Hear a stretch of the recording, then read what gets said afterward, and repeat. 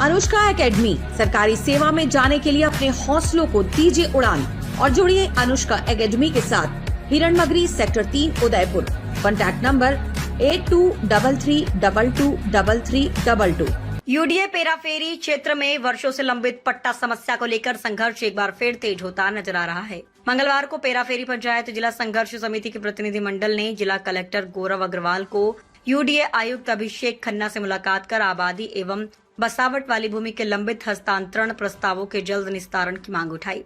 संघर्ष समिति संयोजक चंदन सिंह देवड़ा ने कहा कि आंदोलन के 4 माह बाद भी केवल आबादी भूमि के प्रस्ताव ही आगे बढ़ पाए हैं, जबकि बसावट वाली आराजियों के प्रस्ताव अब तक लंबित हैं। उन्होंने कहा कि जब तक संबंधित पंचायतों और नगर निगम को जमीन हस्तांतरित नहीं होगी, तब तक लोगों को पट्टे जारी नहीं हो सकेंगे।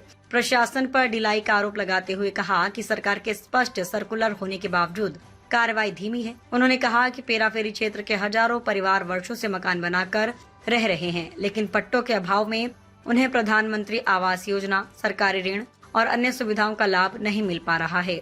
समिति ने चेतावनी दी कि यदि जल्द समाधान नहीं हुआ तो जिले के 205 गांवों में फिर से बड़ा आंदोलन किया जाएगा। प्रतिनिधि मंडल में मोहन पटेल, प्रकाश प्रजापत, भुवनेश व्यास, हेमराज गुर्जर सहित कई लोग मौजूद रहे। किन मांगों को लेकर आज प्रदर्शन करने आए और क्या कर लिया है? देखिए, आप सभी को विदित है कि पेराफेरी पंचायत जिला संघर्ष समिति की ओर से पिछले काफी समय से आम जनता को पट्टे दिलाने के लिहाज से संघर्ष छेड़े हुए हैं और जैसे पूर्व में आंदोलन हुए उसके बाद प्रशासन की ओर से सकारात्मक पहल दिखाई गई थी और उस सकारात्मक पहल के तहत हमारी जो मांगे थी, प्रमुख रूप से जो नगर निगम में पंचायतें शामिल हुई है उनकी आबादी और उनसे लगती हुई भूमियां निगम को ट्रांसफर करें। उसके बाद जो निगम क्षेत्र से बाहर है और पेराफेरी की पंचायतें हैं उनको यूडीए आबादी और उससे लगती हुई भूमि जिसपे सघन बस्ती बसी हुई है वो संबंधित पंचायत को दे, और जो पेराफेरी से भी बाहर पंचायतें हैं संबंधित तहसीलदार उनको करें। तो हमने प्रशासन को पूरा समय दिया। इसको लेकर प्रशासन ने अब तक की जो प्रक्रिया की है उसमें तकरीबन 1000 बीघा के करीब जमीनें जो आबादी पंचायतों की दर्ज थी बड़गांव और गिरवा क्षेत्र की, उसको संबंधित नगर निगम के हस्तांतरण करने की प्रक्रिया की है।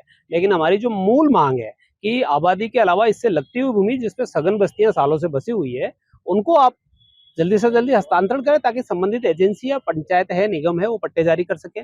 स्थिति ये हो रही है कि आम आदमी को उसके घर का अभी तक पट्टा जारी इसलिए नहीं हो पा रहा है, जमीन संबंधित एजेंसी के नाम नहीं है।